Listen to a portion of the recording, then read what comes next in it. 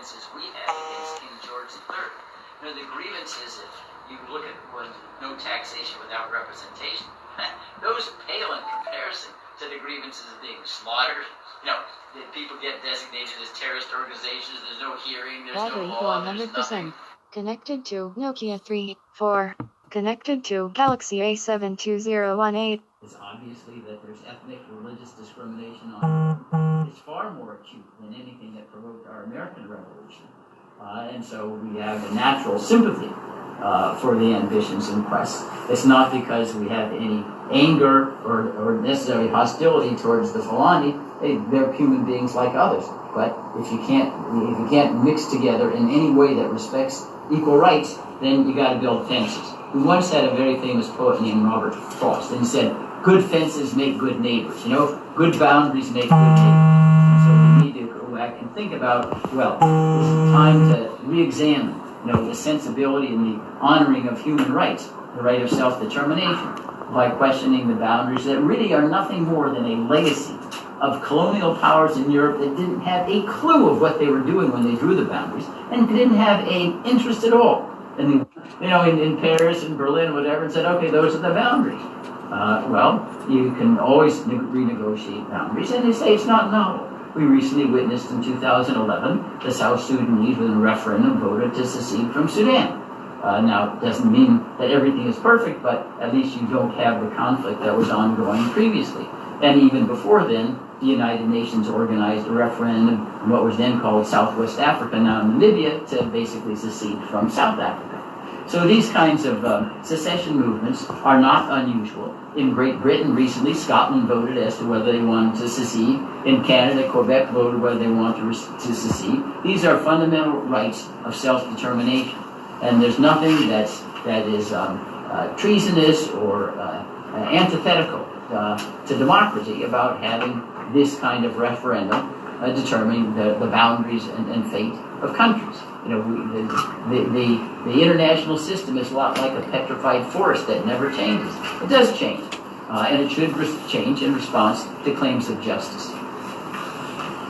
The U.S. terrorist organizations, no matter how fanciful, and it wasn't just limited to Nigeria, in Sri Lanka, even in the Uyghurs in China.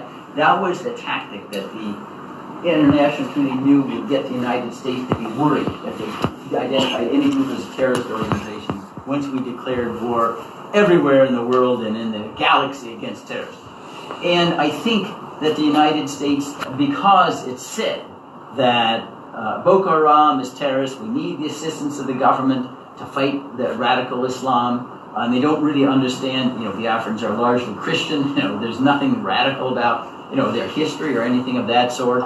And because Nigeria is not what I would call a top-tier issue, where you have people focused on it, because the United States at present is worried about Afghanistan, the Uyghurs in China, the South China Sea, issues with Chechens in Russia, and Iran's nuclear weapons. So it doesn't get the kind of concentrated attention that you've discussed that would enable us to be more sophisticated about what's going on here. And that's why I think the Nigerian government was kind of frightened of my appearance, because in some sense, I'm here as part of my role to surface and internationalize the plight of the Biafrans, indeed all Nigerians living under tyrannical government. And that's what they worry about. They think they can obfuscate enough and then push it into the back burner area and say, oh, we're fighting terrorism, so we need weapons to fight terrorism, even though the weapons are diverted to killing civilians.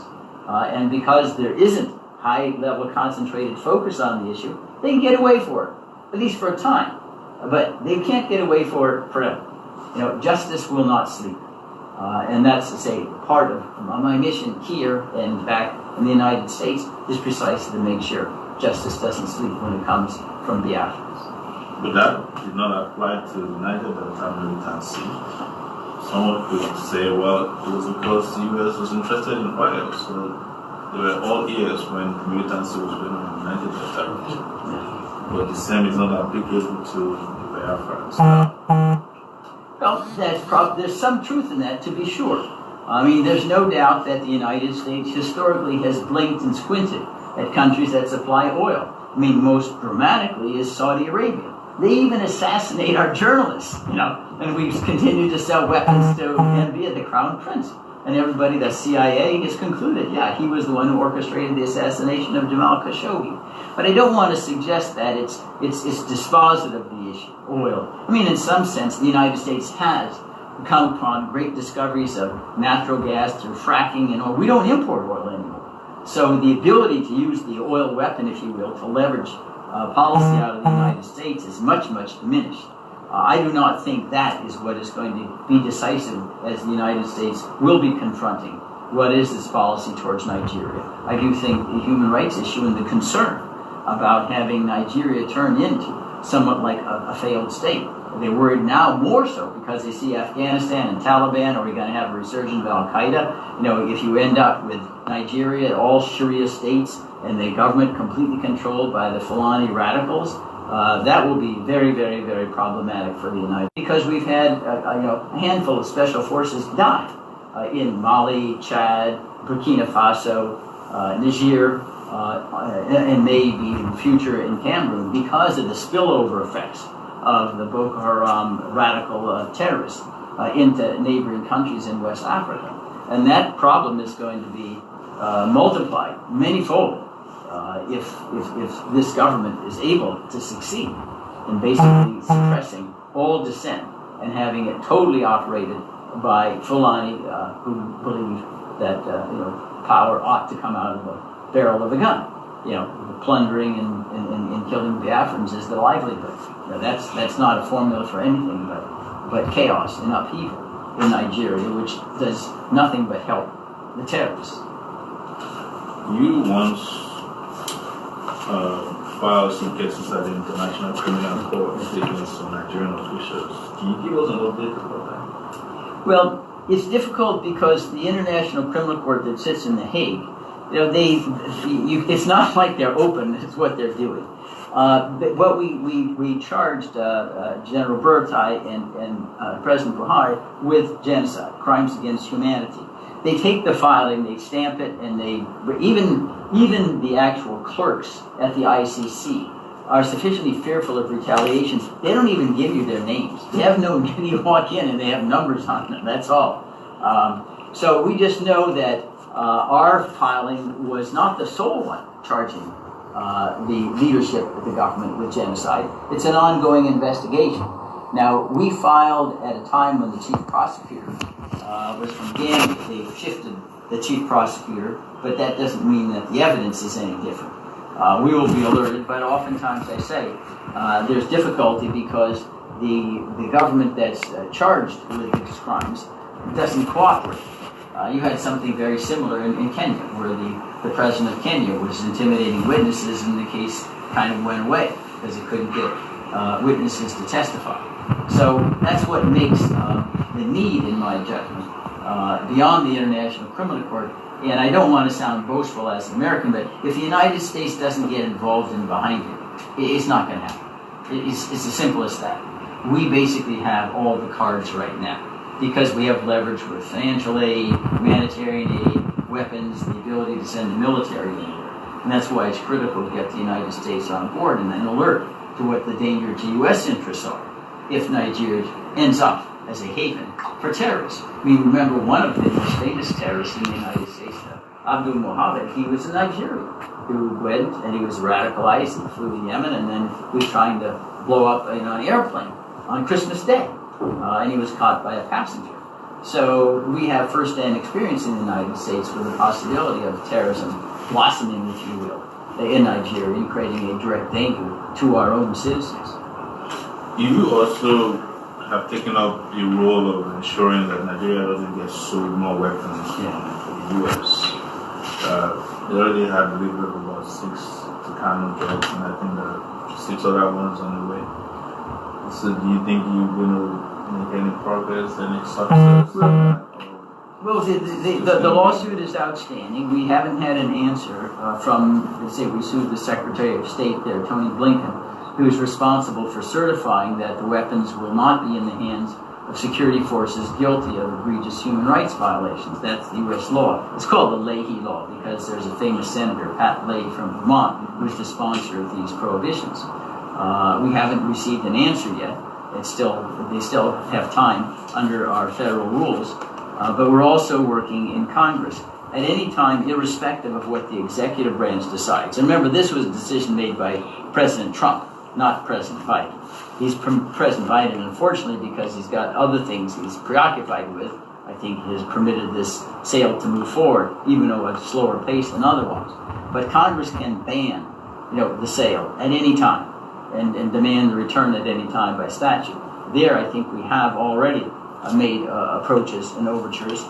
Chris Smith of New Jersey is very, very concerned about the human rights situation in Nigeria.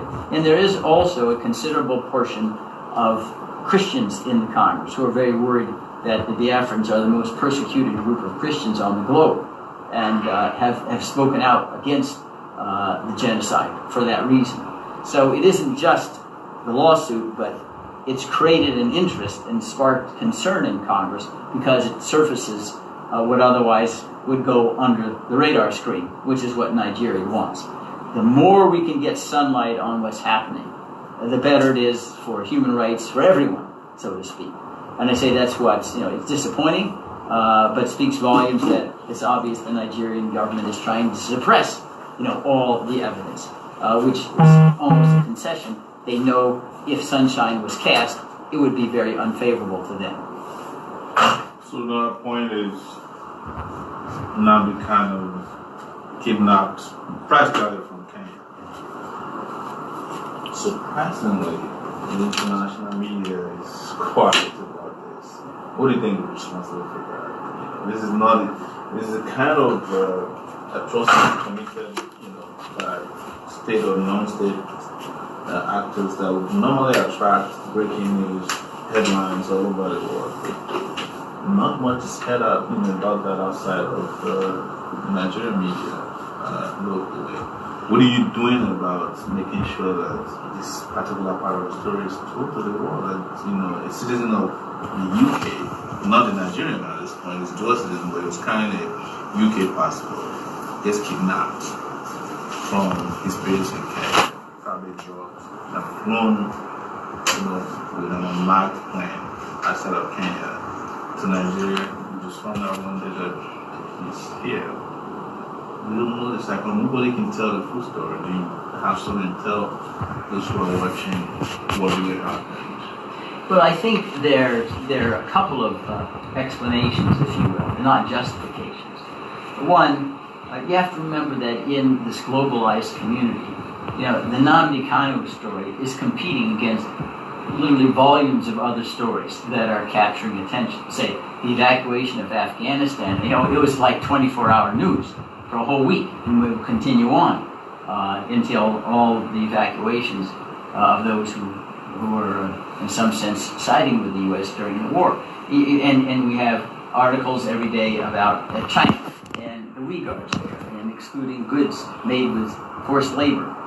Anyway, I could recite a whole litany of other news stories, and you got to remember, you're competing with all these other stories. The news angle is just something fresh, but that's not the sole explanation. I think also that it is very important because the news media is like other organizations.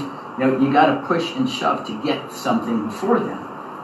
They aren't going to naturally gravitate and undertake on their own initiative things that the reporters or that they don't know about. And I do think that it's an important component of us here to reach out. I've reached out to the Washington Post reporters, and we got a story about the Super Tucano lawsuit for that reason. But you have to have an outreach media effort. Otherwise, unless the story is a nuclear bomb or something, it doesn't get into their radar screen. And that's part of the public advocacy effort, is to meet with reporters, explain, give them background, have press kits, so they are able to understand. For most Americans, we're sitting in Abuja, they wouldn't know Abuja is the capital of Nigeria. And you talk to them about the House of Fulani, and their heads start to spin. So part of our role and obligation is to educate in a way that is understandable and digestible by our audiences there. And that's another thing that we need to remember in this whole campaign. The human's mind reasons by analogy, and if you're speaking to an American audience, you can't say Python Dance 2 and they'll understand what it is. You have to say, oh, it was like the Battle of Manassas in the Civil Wars. Oh, okay, now I get it, because we do have an American audience who knows what a Civil War is about. So it has that kind of skill that enables you to penetrate the otherwise different histories and cultures of the two nations. And that's an important ingredient. Not the sole one, of course. But that's... And news can sometimes be very flukish.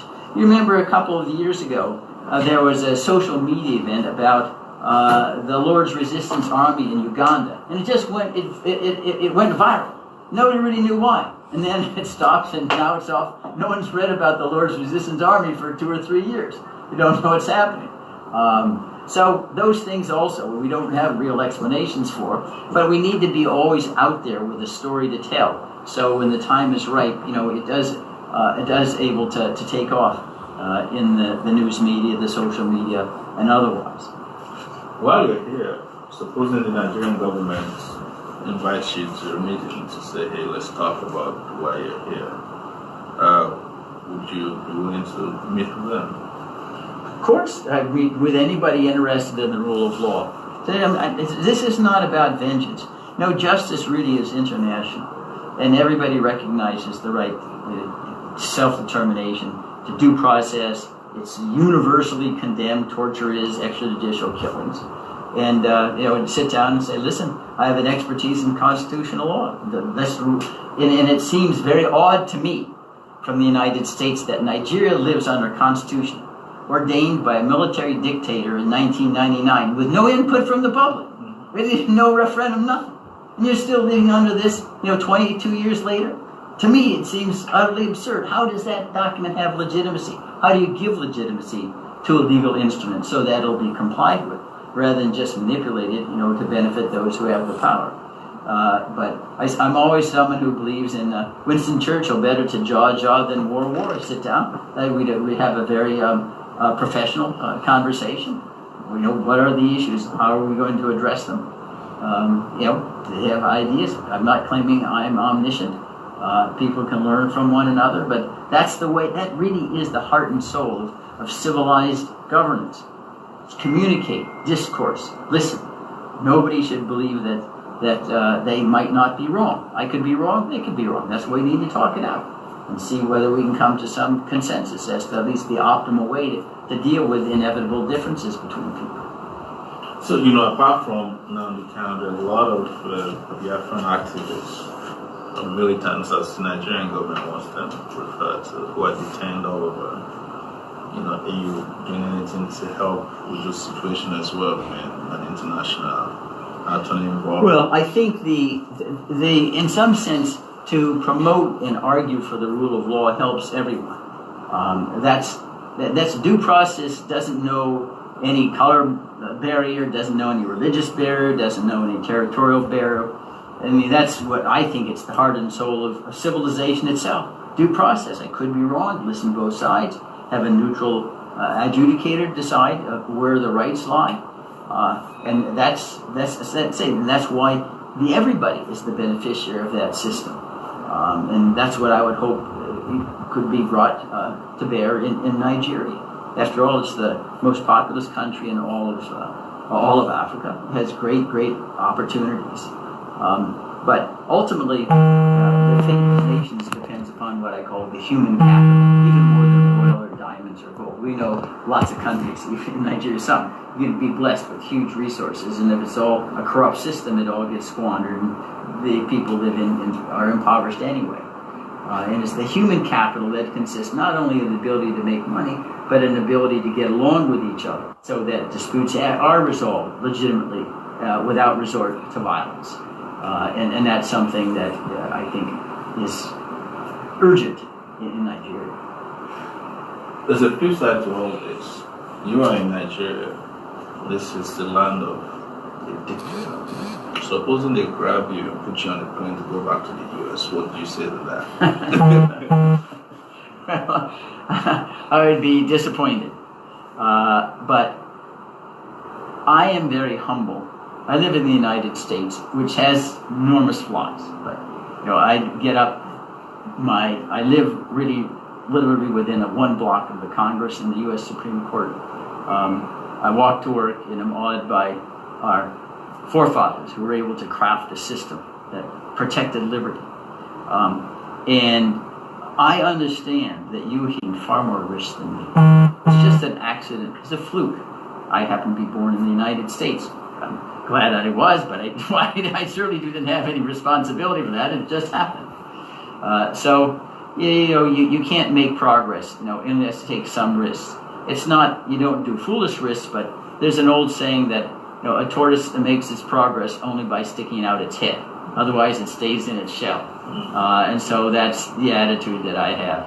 I surely would not welcome it, but if it happens, it happens. Others have suffered far more grievously than that. And one of the issues, one of the things you talked about in this conversation is the fact that most U.S. citizens live in a kind of regarding what's happening outside. If you're looking at them today, you can have them just listen to what you have to say. How can you break this down to them that, this is one part of the world, Nigeria, where egregious atrocities are being committed against few people, a set of people, not few, lots of people, and this didn't start today. Between 1967 and 1970, a year before I was born, about 6 million people had to be killed for the same reason, just to keep Nigeria united, as they claimed at that time. And today we are back on the verge of another civil war. What can you tell them before they start contributing money and CNN for refugees and all that, to just get the message across to them? It's a challenging issue of human nature. If you're too sanctimonious and try to preach to them and say, listen, you should be involved, you're lucky, people resist that. So you have to be very tactful and say, we really do have a responsibility when we know evil is ongoing, at least to denounce it, to not be complicit in it, because at some point silence becomes complicit. And that this is a way, and everybody has a different way in which they can try to advance the cause of justice. Some can be contributions, some can just be standing protests, telling your children about what's happening there. We shouldn't be supporting that. And obviously, even in the United States itself, writing a member of Congress and saying we shouldn't be selling weapons, the super tucano, those small ways to indicate in their own protocols their opposition. Everybody has different competing demands on their time, but I say it requires tact. You can't come in and preach and tell them, okay, I'm Jesus, I'm Moses, I'm Muhammad, and you need to do X, Y, Z. That's going to work. You have to be more indirect, suggesting, we're very fortunate in the United States, and we don't have to worry about a knock on the door or a house being burned down the next day. But that's all the more reason that we ought to be concerned with the plight of others who do confront those kinds of dangers. And you'll feel better for yourself that you helped the world become a little better place. We have our architect of the Constitution, James Madison, he said that the end of civil society is justice. That's why we have civil society, is justice. So we all need to be engaged in that particular quest. It's at least part of our vocation between ashes to ashes and dust to dust. I wish I could ask, what is the end of justice? Yeah. Well, it's somewhere around here. Let me just turn to Barrister. Thank you so much for a second. You had been going through some disturbing level of, I would say, violation of your right as a lawyer and privacy. Each time you send a team down to the DSS office, you were stripped almost naked before you could see it. I mean, what do you have to say to that? What's been the experience in the last few visits? Thank you so much. I'm pleased with the fact that the media was referred to DSS now as lawless outfit, because It's something they have a history of flouting court orders. And I'm proud that people are also reporting it here. We are aware that when he was abducted in Kenya, when our client Nnamdi Kanu was abducted in Kenya, specifically on the 19th of June 2021, and subsequently got here through extraordinary rendition on the 26th of June. He was taken to court without reference to us on the 29th of June. So, and consequently, court adjourned the matter to the 6th of July for hearing, and ordered that we should start with hearing notices about the proceedings for that day. And up to the 6th we are in court. Ordinarily, if they were civil, they would have respected the court directives and also bring him to court on that day. But it was not brought to court until the 6th of July. That is the first time.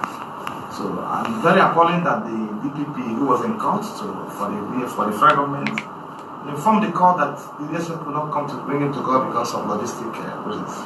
So we have been in this game before with them and we understand how they operate. So we informed the court because we know fully well how they operate. Now we need a lot of court on the guideline for visiting him pending when the matter is before the court again. And the court made an order that they should allow the lawyers access to him and also the plaintiffs access to him. Consequently, adjourned to the chambers for further understanding of the guidelines that will guide the operation of the visitation. So during the chamber sitting, it was before the system DSS was also represented by one of the operatives, who is also a lawyer. The federal government was also represented by BPP and also a counsel in the matter around tribe. I was there and two of my colleagues were also part of us. We have an understanding as to manner in which he will be visited. And that becomes a lot of court. It was agreed that we'll be visiting him on Mondays and Thursdays between the hours of 2 o'clock to 4 o'clock in the afternoon. At that point, it became an order of court, the manner in which he will be visited. So DSS has no right whatsoever powers to determine the manner in which he will be visited after the court has given an order. Then we went to court to visit him in line with the order of court. We had denied access to him. We went back to court 5 or 4 to commit DG of SSS for contempt. And when they were served the contempt proceedings we initiated before the federal court, they quickly called us to come and see him. Because they understand the implication of that. We went back to the SSS and they also altered. They altered the order, the terms of the order of the court, by stating that we should be notifying them in advance as to who and who is coming and when we are coming.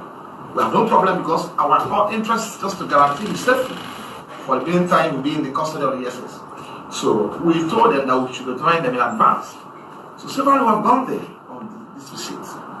We don't think we have much issue with them before now. So, and they also, before Mr. Bruce arrived from US, I notified them that he will be coming. It's Saturday. Mr. Bruce is a non-Australian lawyer in US, and he has been IPOB lawyer for so many years over there, and also personal counsel to Nnamdi Kanu. So he flew to Nigeria to visit his client and also discuss legal matters with him, which is within his constitutional right. So, and we notified the DSS about his coming. They will not say they are not away, only for us to be with them. Because even the messenger who conveyed the message was planted, obviously, to show that it wasn't connecting his message. He was actually trying to find the excuse to give us. Because usually when you come and introduce and inform them we are to see him, it doesn't take more than 10 minutes for them to check us in and also have a chat with him. So yesterday something like that happened. As long as they mentioned Mr. Bruce, the white man, is around to see him with the Fein uniform. This whole situation became tense, and I believe the staff are scouting for reasons. So to give us excuse to give us for not to see him yesterday. But I know that it's not far-fetched from the manner in which last we have been subjected to all forms of inhuman treatment and manipulation in the course of visiting him. So for the past 4 times we visited him, we are mistreated, we are maltreated by the DSS officials, we are treated like criminals. And because when you ask a professional, a lawyer, to remove his shoes, his belt, his earrings, and also fondle some part of his body, one applicable to women, trying to search for incriminating substance, I believe, something condemnable. And I've notified the NBA president about what you are passing through. Unfortunately, I believe you have done the bad work because I told him that you NBA have to speak up about it. I told him, look, I sent to him about what lawyers are being subjected to. And we need to be protected. Lawyers need to be protected. I don't see reason why we should be subjected to that kind of form of treatment in the course of this applying. It's an order by the court and also supported by the law, because we should be seen to discuss this case with him.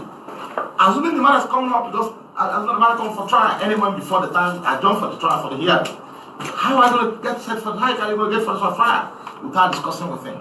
And we cannot be visited under the atmosphere of fear and intimidation. That is forbidden. We should have a lifetime and have a polite environment to have a discussion, have a chat with him like client. So, and if a lawyer, it's very highly unprofessional for a lawyer to visit a client with an aggressive substance. It's forbidden. That cannot be contemplated and thought whatsoever, which we have not done before, and we cannot do it because we respect the profession. We go here with breath. Even if I write materials, we're usually armed. We are being denied. We're not allowed to come in with writing materials. We're not allowed to come in without shoes.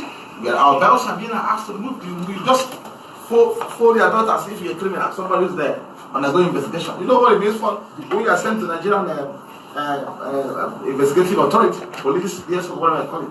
First thing they will do to criminals is actually remove your papers, remove your belt, remove your watch, remove your cap and everything. This is my cap, I'll remove it. They say, okay, go follow here, follow, back, go, as if you're a criminal. That's how we are being treated. I've not seen such in the case of my practice as a lawyer. But that notwithstanding, no problem. And I want my friend, my partner from US, a non-lawyer, to also witness them yesterday.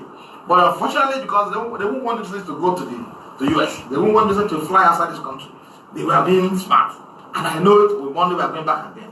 So let me see if they will tell us that maybe probably the person who is in charge or who will receive us now is having stomach upset. And in that case, Mr. Bruce, you have to play a travel and wait until when the man is fully recovered. So thank you so much, Mr. So thank you also for your support and being there for our client. Thank you. No problem.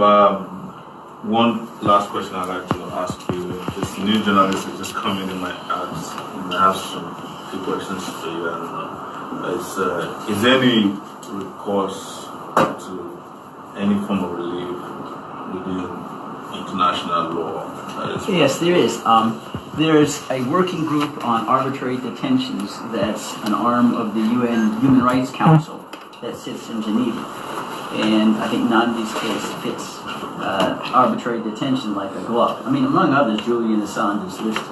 And the working group has authority to pronounce as a matter of international law whether a detention is illegal, which would ordinarily taint and exclude any evidence that is obtained because or a result of the illegality. So that clearly is one forum for relief for what's transpiring for Nnamdi Kanu today, and I would hope to pursue that aim.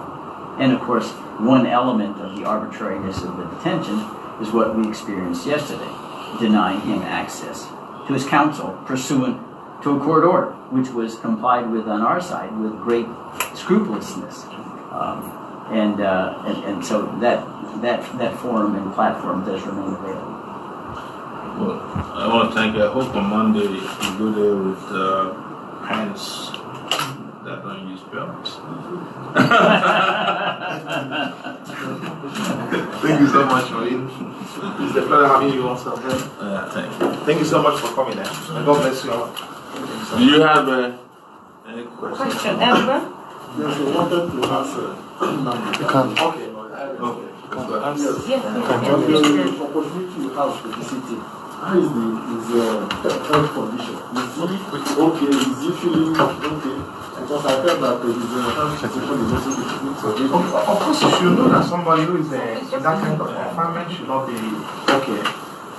So it's commonsensical. And apart from the fact that he was subjected to all forms of inhuman treatment and degradation while he was arrested and detained and abducted in Kenya.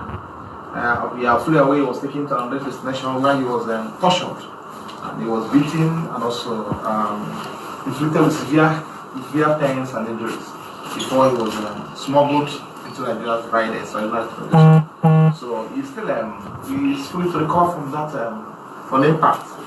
So, but it's a slim treatment, but that notwithstanding, because you don't know the level of contact he had with people that maltreated him in Kenya, tortured him in Kenya.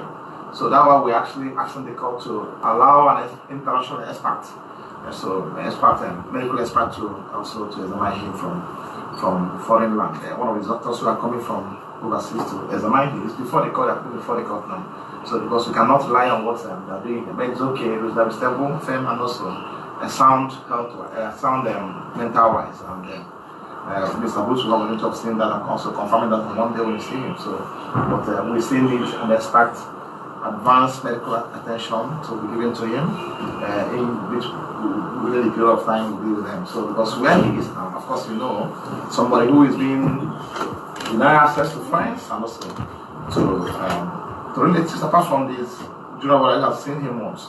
You understand the kind of thinking, what's going on in his head.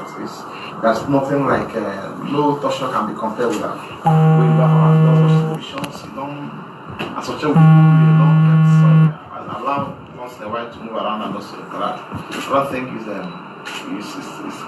mental torture, which I believe should more grievous than even the one somebody who is hospitalized. Because when you are in the hospital, you are talking with people. In this case, you are not allowed to have contact with somebody. Apart from when the nurse comes to visit you. So he's danger. And I want the authority to understand that part. That's been tortured today in the actual sense of faith. So I also made it known to the world that he cannot stand trial while being defended in DSS. That cannot happen because we cannot effectively defend him and also interact with him and get his brief under this kind of environment. It can't happen. So of course you are witness what part of what they're saying. And I believe by Monday you see the rest and also confirm to yourself. Let's see how it goes. I may not go further on this because we have other strategies we're adopting in court that will assist our case. So thank you so much. I know I've taken to your question. Thank you. Sorry. I know you've said this before, but we came late. Just briefly, just tell us how you were treated when you visited your clients at the custody of the DSS. Briefly, you said it before, but we're not here. Okay. Don't let me. I have my colleagues also visit. So severally, when we are conducting the visit in line with the terms and the guidelines of the court. So they started maltreating us. They ask to move your shoes, to move your belt, to move your earring, to move your possible. Probably take you somewhere and start bangles and also wristwatch. And the female will be fondled and they will search everywhere part of the body. And then they will give you slippers to wear. You see, are we being investigated? Are we being, see how we're being treated like criminals in the course of this life? I'm not seeing something in my life. So same is applicable to all lawyers. So, but I wanted my colleague and a very senior member of the bar from the US also witnessed that yesterday. So unfortunately, and they don't know what happened. But I want us to see if it's yourself. We don't go with writing material. So what is the sense of visiting you? If I cannot go with writing materials to visit our client and take instruction from him and also discuss his case, how can you defend the person? The answer you can. If you defend him, because it's in the course of discussing with him, he will give you some things to note down. Then also the things you convert to him. Then to never you prepare for the defense. It's a constitutional right. The way you are denying those materials at the point of this thing, then you left with nothing to say.